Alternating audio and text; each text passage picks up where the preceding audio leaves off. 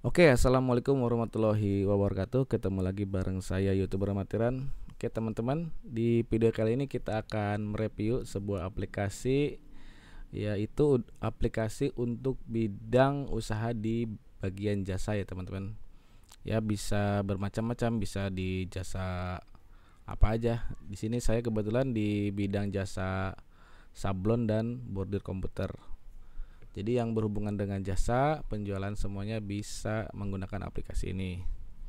Oke, jadi saya akan mereview dulu yaitu beberapa transaksi ya teman-teman. Jadi misalkan saya akan mereview ada transaksi penjualan untuk pesanan order, lalu ada transaksi juga untuk semacam absensi, penggajian, ada menu kasbon.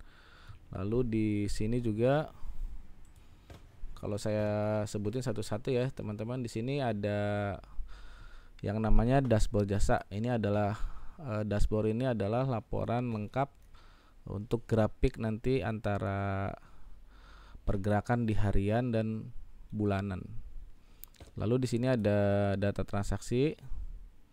Di sini nanti ada transaksi yang bisa disortir, yaitu misalkan ada transaksi yang batal di sini, ada transaksi yang sudah lunas, ada transaksi yang statusnya belum dibayar, ada yang dibayar sebagian, misalkan yang sudah DP, dia nanti bisa disortir secara cepat lewat tombol ini. Lalu di sini adalah status yang sudah ditagih.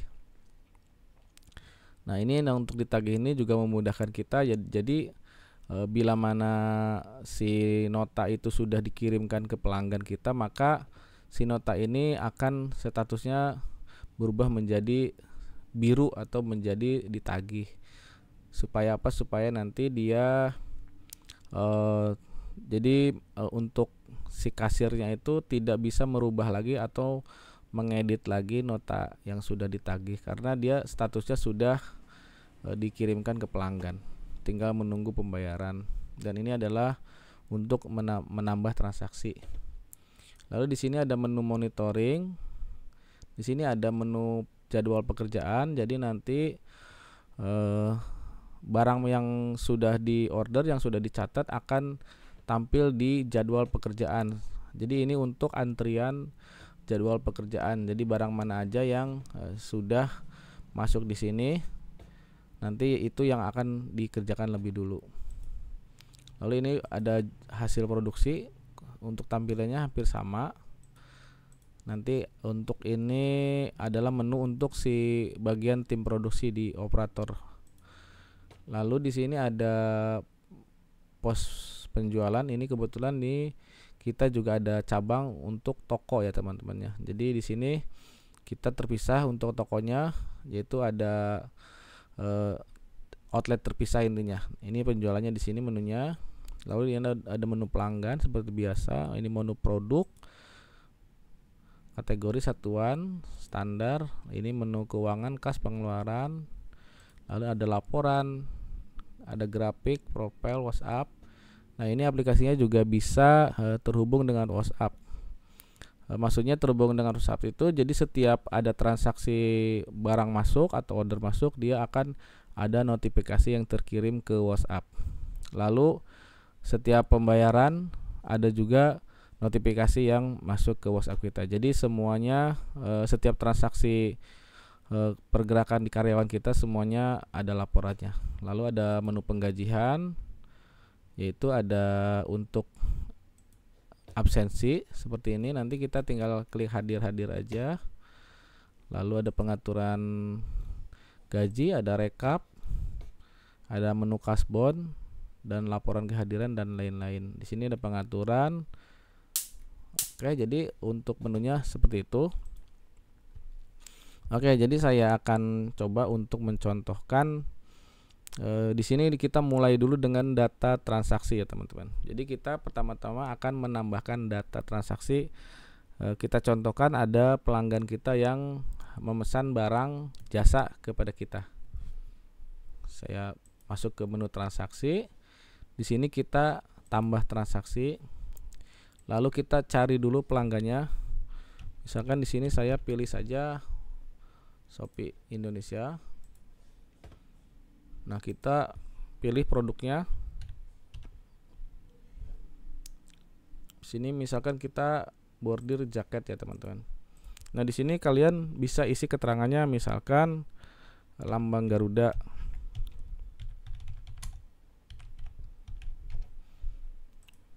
Di sini catatan juga kalian bisa isi, misalkan pakaian jadi. Bila dikosongkan juga tidak apa-apa. Lalu untuk satuan piece, ini kuantitinya bisa diisi misalkan 100 piece. Untuk harga misalkan 10.000. Ini juga bisa ngisi diskon. Lalu di sini ada menu foto ya teman-teman. Jadi ini kita bisa memasukkan foto nanti untuk barang bukti ya teman-teman. Jadi setiap barang yang masuk itu untuk memudahkan kita nanti trackingnya, jadi kita wajib memasukkan foto. Jadi kita nanti bisa foto menggunakan kamera ini, tinggal buka aja. Jadi nanti bisa pakai kamera HP atau tablet. Nah, di sini saya karena menggunakan komputer, jadi saya ambil dari data. Kita misalkan ambil satu dulu di sini ya. Kita untuk contoh aja kita misalkan ambil ini satu dulu. Lalu keterangannya bisa kita masukin dada kiri. Lalu kuantitinya bisa masukin juga 100. Itu hanya untuk catatan aja, di sini bisa dikosongkan. Oke, setelah masukkan foto dan harga sudah dimasukkan, kita tinggal simpan dan cetak order. Nah, di sini statusnya belum ada pembayaran karena dia statusnya itu di pengaturan pelanggannya dia tidak diperbolehkan untuk hutang piutang ya teman-teman. Jadi kita harus melakukan perubahan dulu di sini. Nah, di sini kita bisa lihat di sini pengaturannya itu dia boleh hutang atau tidak. Nah, di sini dia statusnya tidak boleh hutang. Jadi ini untuk memudahkan nanti karyawan kita supaya tidak sembarangan untuk mencatat transaksi. Oke, kita rubah bisa boleh utang dan kita update. Oke, sekarang kita masuk lagi ke data transaksi. Lalu kita simpan cetak. Sekarang dia mau menyimpan dan mencetak struknya. Nah, di sini nanti ada langsung masuk ke monitor pekerjaan ya teman-teman. Ini adalah tampilan untuk jadwal pekerjaan. Nah, di sini nanti bisa kita tracking barang-barang apa aja yang ada di jadwal ini yang sudah diorder sama pelanggan. Misalkan kita bisa ngecek di sini ada detailnya ya teman-teman. Nah, kita bisa buka seperti ini. Nanti ini misalkan diproses, diproduksi, kita juga bisa memasukkan foto. Misalkan kita si operator itu kan nanti bisa ngupdate juga di aplikasinya. Jadi misalkan sudah diproses, kita masukkan foto, misalkan kita upload lagi sama operator, lalu kita simpan. Dan ini nanti akan memudahkan untuk kita men-tracking itu pekerjaan itu yang ini sudah sampai mana aja gitu ya teman-teman. Gitu. Oke, kita ambil fotonya yang ini. Kita ambil yang ini aja. Nah, di sini sudah masuk. Ini bisa kita kosongin saja untuk catatannya. Oke, jadi di sini juga nanti si operator bisa melakukan perubahan status. Jadi di sini di yang tombol warna hijau ini itu artinya dia statusnya masih belum deadline. Jadi di aplikasi ini sudah kita atur setiap barang yang sudah lewat dari 2 hari atau 3 hari, dia statusnya akan berubah menjadi warna merah ya teman-teman. Kalau dia belum habis masa deadline-nya atau janjinya dia akan tetap berwarna hijau. Kalau dia udah lewat dari jadwal yang kita tentukan, dia akan berubah menjadi warna merah di sininya. Itu secara otomatis supaya apa? Supaya nanti ada pengingat untuk tim produksi itu barang mana aja yang sudah dikerjakan atau belum. Nah, bila sudah dikerjakan, maka dia akan merubah statusnya menjadi proses. Dan kita lihat di sini dia akan berubah menjadi warna kuning ya teman-teman. Ini tandanya status barang ini sudah dikerjakan dan sudah diupdate sama si operator. Nah, ini misalkan dia memasukkan hasil produksinya gitu. Jadi fungsinya seperti itu kurang lebih. Oke, di sini juga bisa kita lihat di sini ada foto-fotonya yang sudah diupdate sama si operator tadi. Lalu di sini saya buka lagi ke dashboardnya. Di sini kita akan bisa melihat perubahan di dashboard ini, yaitu order totalnya yang sudah masuk ini 1, lalu order hari ini masuk 1, lalu ini adalah omset harian 1 juta. Dari mana 1 juta itu? Dari total yang tadi di order ya teman-teman. Oke, sekarang kita akan coba mensimulasikan ada pembayaran untuk uang DP ya teman-teman. Kita masukkan uang tunai, misalkan kita pilih yang sebagian, kita pilih 500.000. Kita pilih tunai. Kalau pilih transfer, kalian harus pilih transfer, nanti pilih di bagian mana, misalkan Shopee, QRIS, BCA, Lazada. Dan itu kalau untuk transfer itu wajib memasukkan foto ya teman-teman, karena dia untuk bukti laporan ke kita nanti. Oke, saya simulasikan untuk tunai saja. Oke, kita simpan bayar. 500.000 ya bayarnya. Oke, kita simpan bayar.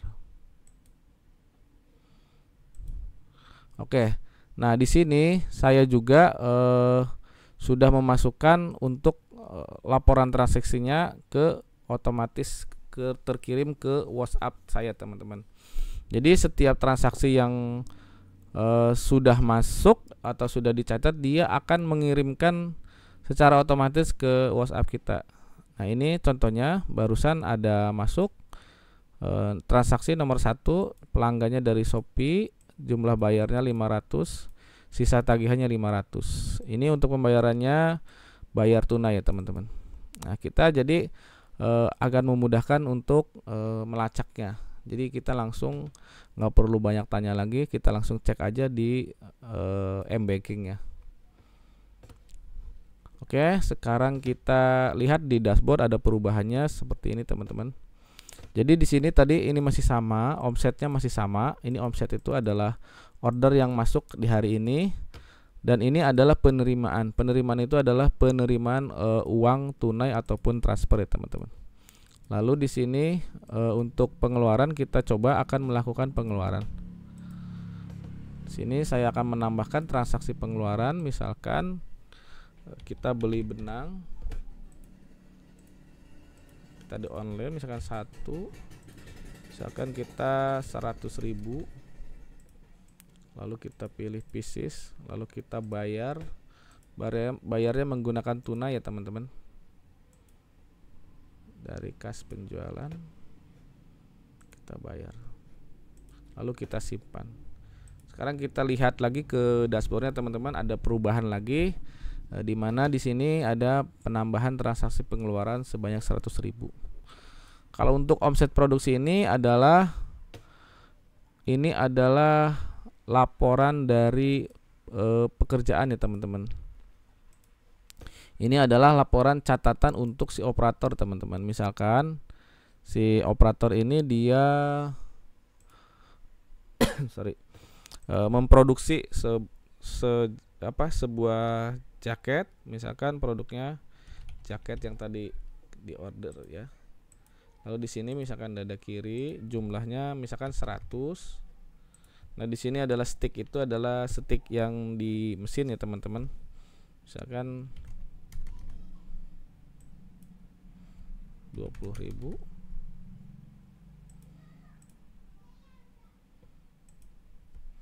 Lalu keterangannya pakaian. Ini bisa juga kita memasukkan foto, misalkan masukkan foto ini ya teman-teman, ini asal aja. Lalu kita simpan. Oke, sekarang sudah masuk di catatan untuk laporan produksi teman-teman. Nah, kalian bisa lihat di sini omset produksinya sudah berubah juga. Tadi dari yang 0, sekarang pendapatan harian dari produksi itu sebanyak segini. Itu untuk contoh. Lalu di sini juga nanti ada di laporan monitoring. Nah, ini adalah laporan hasil untuk produksinya teman-teman. Nah, di sini kita bisa lihat ini adalah laporan hasil produksi dari si operator. Misalkan si operator ini dia memasukkan data, ini kan sudah masuk tadi, kita bisa lihat, dan ini adalah jumlah kuantiti yang dihasilkan. Lalu ini adalah harga dari setiknya ya teman-teman, setik yang di mesin itu. Jadi kita bisa menghitung secara manual nanti untuk hitungan hasilnya. Nanti untuk pengusaha bordir pasti bakalan tahu apa yang namanya itu setik ya teman-teman. Nah, nanti si operator ini semuanya akan terlampir di sini. Lalu di sini juga untuk hasilnya kita bisa tracking nanti di sini di list pekerjaan ini. Jadi penghasilan hariannya bisa dianalisa dari sini teman-teman. Bisa lewat tanggal berapa ke tanggal berapa gitu, nanti ada semuanya, kita bisa tracking. Jadi operator mana yang hasilnya banyak atau yang sedikit ya teman. Jadi fungsinya seperti itu. Oke, sekarang kita lihat di sini ada grafik. Ini adalah grafik, ini ada grafik penjualan per kategori ya teman-teman. Jadi di sini kita ada usahanya kan di bidang jasa bordir dan sablon. Nah, di sini yang sudah terbaca di grafiknya itu baru hanya bordir aja karena ada satu transaksi bordir. Nah, jika kita menambahkan transaksi jasa lain di sablon misalkan, nah dia akan berubah. Nah, contohnya seperti ini teman-teman. Kita akan menambahkan transaksi baru. Kita tulis saja di sini pelanggan. Kita misalkan pilih sablon ya teman-teman. Sini sablon kaos misalkan PMI. Sini kita nolin aja, misalkan jumlahnya nih 100 lagi aja ya teman-teman. Nah, fotonya bisa kita masukkan juga di sini nanti. Boleh fotonya apa aja ya teman-teman. Kita kosongkan saja dulu, ini hanya untuk contoh. Oke, sekarang kita simpan. Oke, sekarang sudah ada 2 transaksi pesanan ya teman-teman, transaksi order. Di sini juga kita lihat di menu jadwalnya, dia akan masuk juga di sini ya teman-teman. Jadi sini kalian bisa lihat di hari Sabtu ini sudah ada 2 transaksi yang sudah masuk dan ini harus segera dikerjakan. Misalkan kita rubah lagi statusnya, kita proses, dan dia akan berubah menjadi warna kuning. Sini juga kita bisa melihat untuk detail fotonya seperti ini, seperti tadi. Lalu di sini saya akan balik lagi ke dashboardnya. Nah, di sini sudah kalian lihat, di sini ada perubahan untuk di grafik penjualan per kategorinya. Jadi di sini kita bisa melihat untuk penjualan di jasa sablonnya berapa, lalu di sini jasa bordirnya berapa. Ini adalah laporan dari secara umumnya aja, secara garis besarnya. Nanti laporannya bisa per 1 bulan ya teman-teman. Jadi kita bisa melihat dalam 1 bulan ini sudah berapa aja yang yang diterima ordernya. Lalu di sini ada grafik pemasukan dan pengeluaran. Ini hanya laporan untuk pemasukan transaksi aja. Di sini misalkan tadi ada kita melakukan transaksi pengeluaran sebanyak 100, lalu di sini ada pemasukan. Jadi pemasukan ini bukan dalam arti pemasukan yang sudah diorder ya teman-teman, karena tadi kan kita sudah menerima orderan sebanyak 3.500.000, tapi kita hanya menerima uangnya 500.000. Nah, yang dibaca di grafik pemasukan dan pengeluaran ini ya ini hanya 500.000 karena yang 3 jutanya itu masih diproses, belum dibayar karena barangnya belum selesai ya teman-teman, masih dihutangin. Nah sekarang kita simulasikan bagaimana kalau yang orderan jaket ini kita sudah selesai, kita klik selesai, atau kita bisa masukkan foto dulu misalkan di bagian finishing ya teman-teman. Kita misalkan masukkan foto, satu lagi saya contohkan. Nah kita masukkan. Nah ini biasanya di bagian finishing dia memasukkan foto lagi.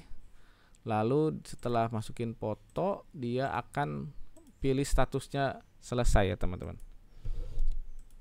Nah setelah selesai kita bisa rubah statusnya, kita bisa cetak untuk surat jalannya ya teman-teman, seperti ini.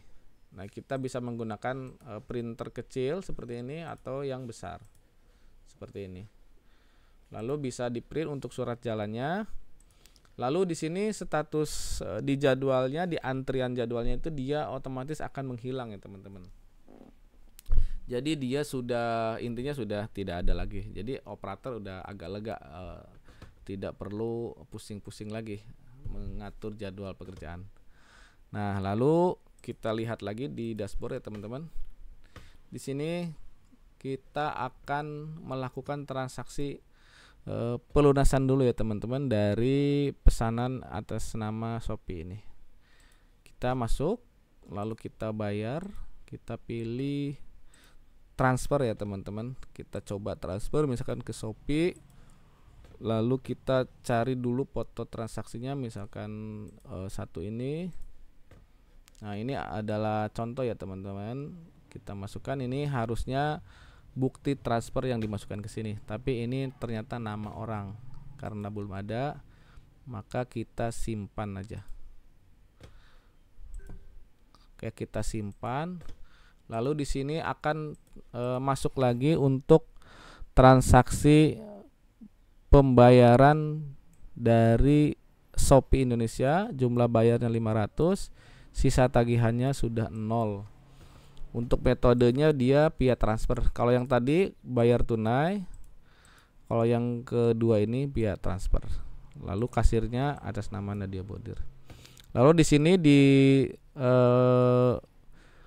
satu lagi ada juga dia laporan untuk order. Nah kalau yang ini adalah laporan transaksi uang itu.